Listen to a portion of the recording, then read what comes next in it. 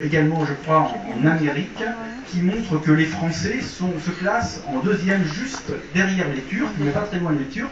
Quand on leur pose la question de la confiance qu'ils accordent à la justice, ce sont ceux qui font, parmi tous ces nationaux, le moins confiance à leur propre justice nationale. Donc, il y a une vraie crise de confiance au niveau français vis-à-vis des institutions, et la justice, évidemment, on souffre comme toutes les institutions. Mais pour autant, nous avons de nombreuses instances qui permettent de garantir normalement son indépendance. Il y a de nombreux débats qui sont pendants aujourd'hui, des débats sur l'organisation de la justice avec le rôle du CSM, des débats sur le rôle du juge d'instruction avec la commission qui remet son rapport, qui a remis, je crois, son rapport avec la question de la création d'un juge de l'enquête et des libertés qui effectivement pourrait rendre peut-être plus efficace l'aspect proprement d'enquête de la procédure pénale, et donc également aussi de l'indépendance vis-à-vis de tous les pouvoirs, des pouvoirs d'argent, des pouvoirs médiatiques. On voit bien avec le procès Colonna qu'il y a des risques d'instrumentalisation, des attaques très fortes qui sont quotidiennes contre le fonctionnement de la justice. Donc c'est un sujet effectivement délicat, difficile, mais très passionnant, qui est extrêmement important aussi en matière, là c'est le droit des affaires,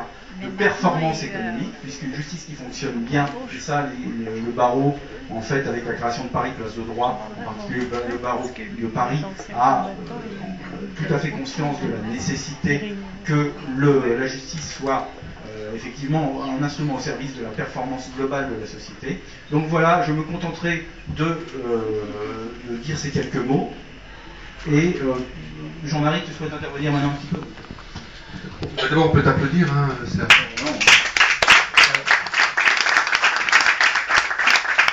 nécessaire. Rassurez-vous, mesdames et messieurs et chers amis, je ne vais pas faire attendre plus longtemps ce débat que nous attendons tous.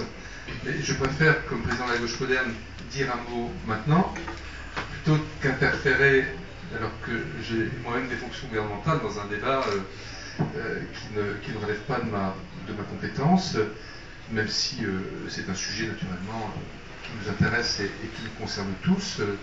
Je connais bien l'un des deux intervenants, parce que comme son nom n'indique pas, M. le bâtonnier est alsacien comme moi. L'autre, je ne le connais pas personnellement, mais je le respecte beaucoup, et je sais quel est son engagement au service de notre justice. Je voudrais simplement vous dire deux choses. La première, c'est que la gauche moderne s'est fixée comme objectif, tant au niveau national qu'au niveau parisien, d'être force de proposition, et donc forcément d'abord d'écoute et de débat sur toute une série de questions qui intéressent nos concitoyens.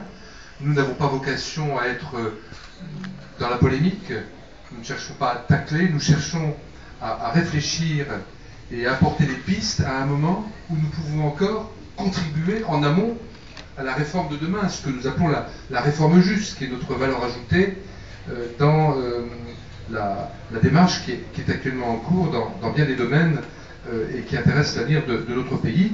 C'est le domaine de la santé, c'est les questions économiques et sociales, auxquelles nous réfléchissons depuis très longtemps, c'est la question de l'éducation, c'est aussi ces questions de justice, de prévention. Je cite la question de la prévention parce qu'on a dans notre groupe de travail qui a été mis en place la semaine dernière aussi ce sujet que nous voulons approfondir.